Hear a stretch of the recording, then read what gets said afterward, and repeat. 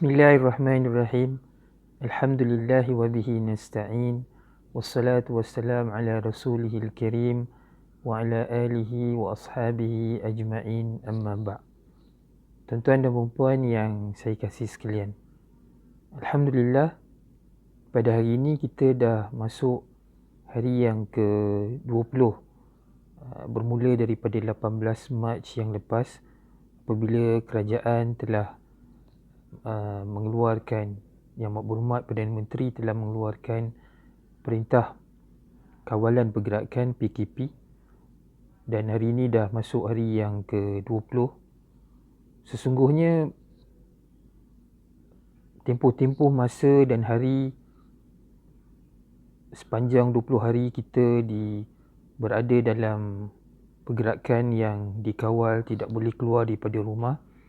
Sesungguhnya ini adalah merupakan sebahagian daripada ujian kehidupan yang jelas disebut oleh Allah SWT di dalam Al-Quran, di dalam suratul Mulk.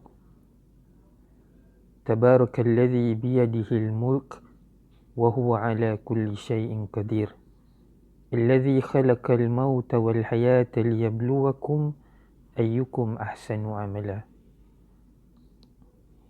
Maksudnya antara lain, Allah SWT telah jadikan kehidupan dan kematian ini adalah untuk apa? Iaitu liyabluwakum ayyukum ahsanu amala. Allah uji di kalangan kamu ini siapakah di antara mereka yang paling baik amalan mereka. Tuan-tuan dan puan yang dikasihi sekalian, Perintah Kawalan Pergerakan ini memerlukan suami, isteri dan anak-anak berada di rumah, dan seperti mana yang saya jelaskan dalam siri yang pertama nasihat saya disebut bagaimana perintah kawalan ini tidak lain dan tidak bukan ialah demi keselamatan, kemaslahatan seluruh rakyat di negara kita ini, bagi mengurangkan penularan dan menghilangkan penularan wabak COVID-19.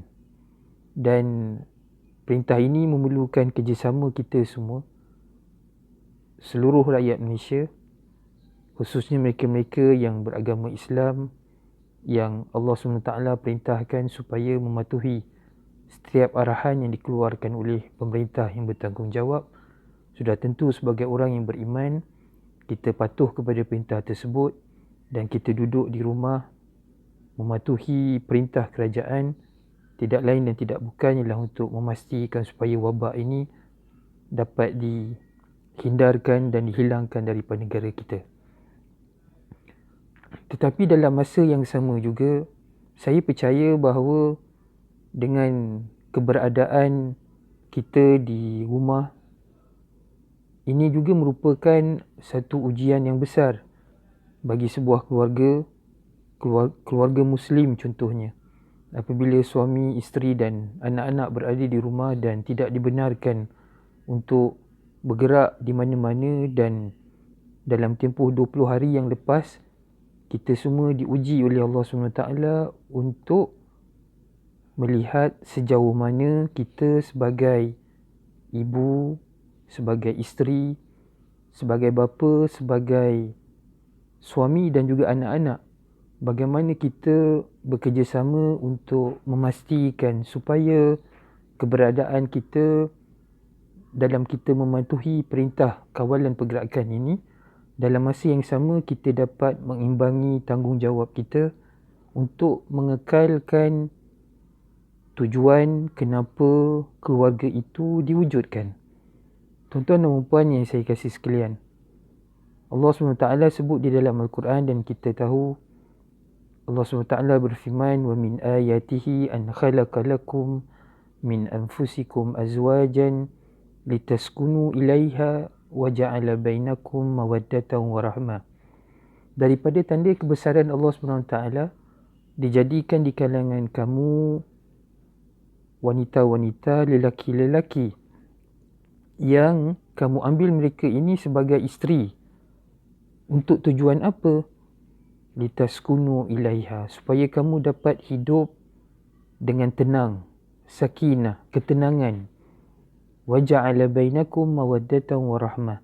Dan Allah campakkan hasil daripada perkahwinan ini rasa tanggungjawab, kasih sayang dan sifat rahmah di antara suami dan juga isteri.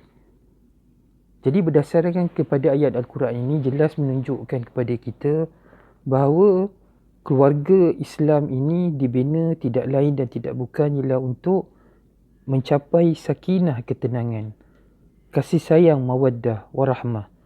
3 objektif utama di dalam Islam, bagaimana institusi keluarga itu diarahkan oleh Allah SWT, diperintahkan oleh Allah SWT, diberikan kebaikan kepada hamba-hambanya untuk membentuk institusi kekeluargaan ini tidak lain dan tidak bukan ialah untuk mencapai 3 matlamat utama, iaitu mendapatkan ketenangan dalam keluarga, kasih sayang dan juga belas ihsan, kasih sayang, rahmat antara suami, isteri dan juga anak-anak zuriat yang lahir daripada perkahwinan tersebut.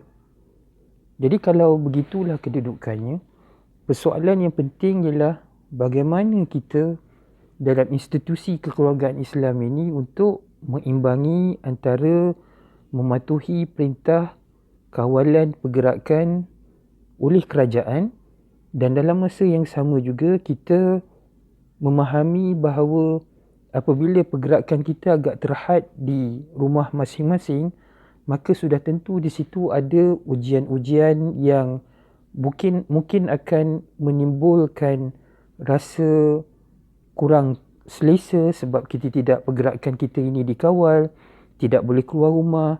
Dan saya percaya disebabkan kawalan ini menyebabkan emosi kita mungkin akan terganggu dan sebagainya.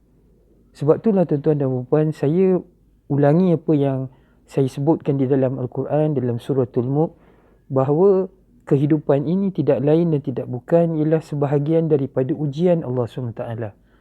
Dan perintah kawalan pergerakan ini adalah sebahagian daripada ujian Allah SWT pada kita semua. Liyabluwakum ayyukum ahsanu amala. Untuk Allah uji kita siapa di kalangan kita ini yang paling baik amalannya. Maka dalam konteks inilah tuan-tuan dan puan-puan, maka kita sebagai keluarga Islam yang beriman kepada Allah SWT, maka sudah tentu kita kena memahami tujuan kenapa keluarga itu dibentuk.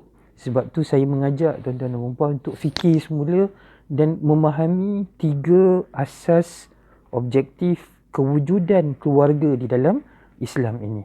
Untuk mencapai ketenangan, untuk menimbulkan rasa kasih sayang dan juga rahmat antara suami, isteri dan juga anak-anak. Sebab apabila kita ketiga-tiga objektif perkahwinan yang disyariatkan di dalam Islam ini kita tidak dapat hayati, maka akan berlakulah dalam institusi keluarga apa yang disebut sebagai keganasan rumah tangga. Jadi isu keganasan rumah tangga inilah yang saya ambil peluang untuk bercakap dan menasihati kepada tuan-tuan dan puan-puan untuk kita sama-sama memastikan supaya amalan dan perbuatan jenayah yang berlaku di dalam rumah tangga ini dapat kita elakkan. Khususnya dalam tempoh perintah kawalan pergerakan ini. Sebab saya percaya dan kita pun memahami bahawa apabila pergerakan kita ni dikawal, maka emosi kita juga akan terganggu. Di situlah kesabaran seorang suami, kesabaran seorang isteri dan kesabaran anak-anak akan diuji oleh Allah SWT. Maka dalam konteks inilah, maka Allah SWT mengajak kalau kita benar-benar sebagai orang-orang yang beriman kepada Allah SWT, mempercayai tentang sesuatu yang disyariatkan, maka sudah tentu kita kena mengambil inisiatif untuk memastikan objektif keluarga yang dibentuk itu akan benar-benar dapat kita hayati dan kita laksanakan. Demi untuk kita memastikan tidak berlaku sebarang keganasan sama ada daripada pihak suami terhadap isteri mahupun daripada pihak isteri terhadap suami dan anak-anak kepada bapanya dan bapa isteri ibu kepada anak-anak tersebut. Sebab apabila kita benar-benar dapat memahami tentang kehidupan yang diuji oleh Allah SWT ini dan keperluan kepada kita untuk benar-benar memastikan supaya keganasan tidak berlaku dalam sesuatu rumah tangga. Sebab bila berlakunya keganasan ini, maka apa yang terjadi ialah hasrat daripada pensyariatan keluarga yang dibentuk dalam keluarga Islam itu sudah tentu tidak akan tercapai. Bagaimana boleh tercapai sakinah, ketenangan kepada seorang isteri kalau seorang isteri itu didera oleh seorang suami, sama ada secara emosi apatah lagi secara fizikal. Bagaimana ketenangan itu dapat dicapai apabila anak-anak didera oleh ibu di rumah? Bagaimana sakinah, ketenangan, kasih sayang dapat dibentuk, perasaan rahmah, saling memahami antara satu sama lain dapat dibentuk sekiranya anak-anak mendera ibu dan bapanya yang telah menjadi warga emas. Jadi di sinilah tuan-tuan dan puan, saya mengajak kepada seluruh orang-orang Islam dan orang-orang yang beriman untuk memastikan supaya dalam tempoh perintah kawalan pergerakan ini kita sama-sama dapat mempertahankan, dapat mengekalkan sifat kesabaran kita, dapat mengekalkan sifat ketenangan kita. Dan apabila kita mengetahui bahawa dalam tempoh perintah kawalan ini bahawa kita sedang diuji oleh Allah SWT, maka bila kita menyedari tentang ujian yang Allah SWT janjikan itu dan kita tahu bahawa orang yang terbaik dalam menyelesaikan isu dalam tempoh perintah kawalan pergerakan ini, mereka inilah yang akan dianggap sebagai orang-orang yang berjaya. Liyabluwakum ayyukum ahsanu amala. Seorang suami, bapa yang berjaya dalam tempoh perintah kawalan ini ialah seorang bapa dan suami yang dapat mengelakkan dirinya daripada melakukan sebarang penderaan kepada isteri, anak-anak. Seorang isteri, ibu yang berjaya, yang paling baik amalannya ialah seorang ibu dan isteri yang tidak melakukan sebarang penderaan kepada suami dan juga anak-anaknya. Jadi maknanya keseluruhan daripada unit keluarga ini perlu memahami konsep sebenar bagaimana sesuatu keluarga itu dibentuk. Apa matlamat? Kita kena kembali semula kepada objektif kenapa keluarga itu dibentuk. Kenapa bila kita mengambil keputusan untuk berkahwin, kenapa kita semasa anak zuriat yang dilahirkan daripada hasil perkahwinan tersebut, kenapa digalakkan di dalam Islam? Maka sudah tentu bila kita kembali semula kepada roh dan semangat kepada tujuan pensyariatan kenapa keluarga itu dibentuk, insya-Allah kita sama-sama orang-orang yang Islam yang beriman akan pasti dapat mengelakkan daripada sebarang bentuk keganasan dan penderaan yang berlaku di dalam rumah tangga. Nabi SAW sebut, la darara wa la dirara fil Islam. Tidak ada sebarang kemudaratan, tidak ada sebarang bentuk keganasan, sama ada yang berbentuk fizikal maupun yang berbentuk emosi di dalam Islam. Dan sekiranya ada ad-dararu yuzal, maka kemudaratan, kezaliman, keganasan sama ada fizikal maupun emosi, sekiranya ada, maka ianya hendaklah dihilangkan. Keganasan tersebut hendaklah dihilangkan. Nabi SAW menyebut juga, marra'a minkum munkaran falyughayyirhu biyadihi. Barang siapa yang melihat kemungkaran berlaku, falyughayyirhu, maka dia hendaklah ubah kemungkaran tersebut. Bagaimana? Biyadihi. Kalau dia ada kuasa, dengan kuasa yang ada padanya. Fa illam yastati, sekiranya dia tidak mampu dengan kuasa yang ada padanya, maka bagaimana cara dia mengubahkan? Dia mengubah kemungkaran yang berlaku tersebut, minkum munkaran falyughayyirhu biyadihi fa illam yastati' fa bilisanihi. Kalau dia tidak mampu dengan kuasa tangan yang ada padanya, fa bilisanihi, dengan lidahnya. Fa illam yastati' fa biqalbihi wa dhalika adhaful iman. Kalau dia masih lagi tak mampu untuk mengubah dengan lisan, cara nasihat, menasihati dan sebagainya, dan akhir sekali dia ubah dengan cara fabiqalbihi, dengan hatinya. So jadi ini adalah merupakan tuntutan Islam. Sekiranya nampak sebarang kemungkaran, dan topik yang saya bincangkan pada hari ini berkaitan tentang keganasan rumah tangga ini adalah merupakan sebahagian daripada kemungkaran yang berlaku. Kemungkaran ini, kezaliman ini, maksudnya ialah meletakkan sesuatu bukan pada tempatnya. Dianya adalah merupakan opposite ataupun lawan kepada keadilan. Adil maksudnya wad'u syai'in fi makanihi, meletakkan sesuatu itu pada tempatnya. Adapun kezaliman maknanya dia meletakkan sesuatu itu bukan pada tempatnya. So, dalam konteks ini saya dah jelaskan daripada peringkat awal bahawa matlamat perkahwinan di dalam Islam ialah untuk membentuk 3 falsafah tadi, untuk mendapatkan ketenangan, untuk mendapatkan kasih sayang dan juga rahmat. Tetapi sekiranya berlaku keganasan, sama ada yang berbentuk fizikal ataupun yang berbentuk emosi, maka ini sudah tentu kemungkaran ataupun kezaliman itu berlaku. Sebab Nabi dah sebut di dalam Islam secara jelas, la darara wa la dirara fil Islam. Tidak ada kemudaratan dan tidak ada yang memudaratkan di dalam Islam. Jadi apa jua bentuk kemudaratan, apa jua bentuk kezaliman, kemungkaran, ini bukan dalam kamus Islam itu. Dan kalau ianya terjadi, maka sudah tentu apa yang perlu dilakukan oleh kita, maka Nabi SAW mengajar untuk kita ubah, untuk kita hilangkan kemungkaran, kemudaratan tersebut.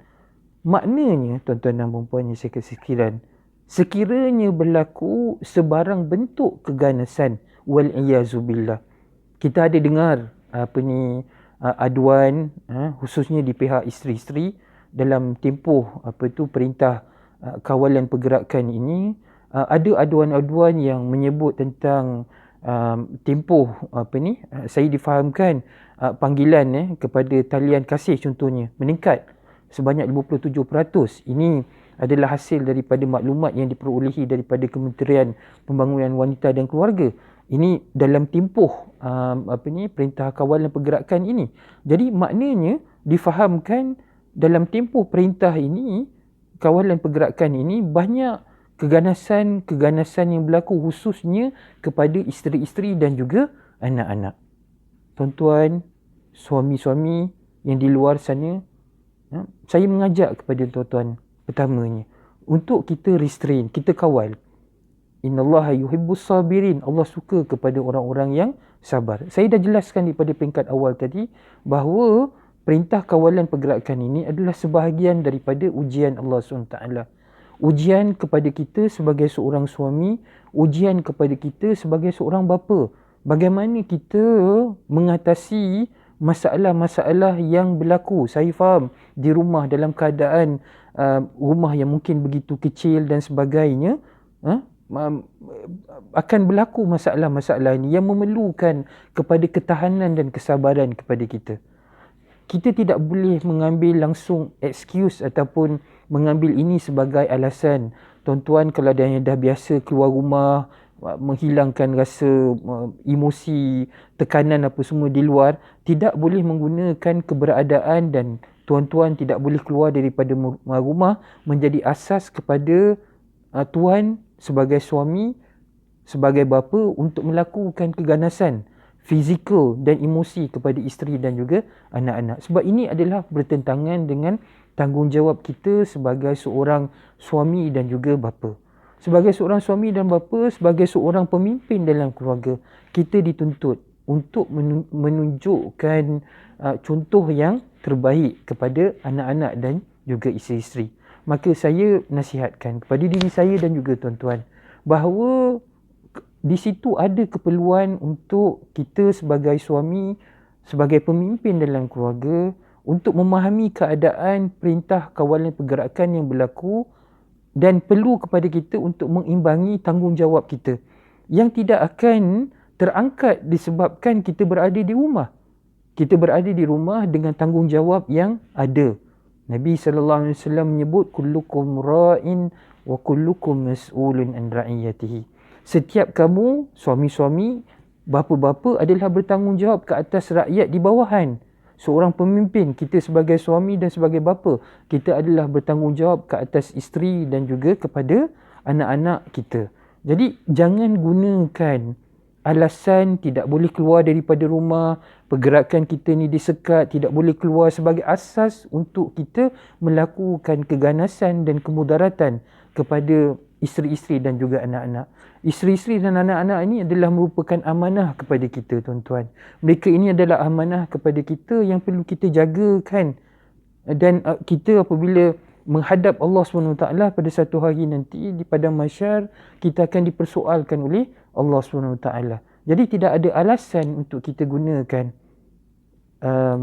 perintah kawalan pergerakan ini untuk kita menjadikan isteri dan anak-anak kita ini sebagai punching bag kita. Kita perlu tunjukkan kredibiliti kita sebagai suami, kredibiliti kita sebagai ayah, menjadi contoh kepada anak-anak dan isteri. Perbanyakkan program-program yang mendekatkan hubungan antara suami, isteri dan anak-anak, dan ajak anak-anak khususnya perkara-perkara yang boleh mendekatkan kita kepada Allah SWT. Ini peluang yang diberikan kepada kita. So, jadi nasihat saya ialah tuan-tuan, kita sebagai suami dan sebagai bapa hendaklah menjauhkan diri daripada perbuatan yang boleh dianggap sebagai melakukan keganasan fizikal maupun emosi kepada isteri-isteri dan anak-anak kita. Sebab mereka ini adalah orang-orang yang perlu diberikan kasih sayang dan mereka ni perlukan kasih sayang kita sebagai suami dan juga bapa.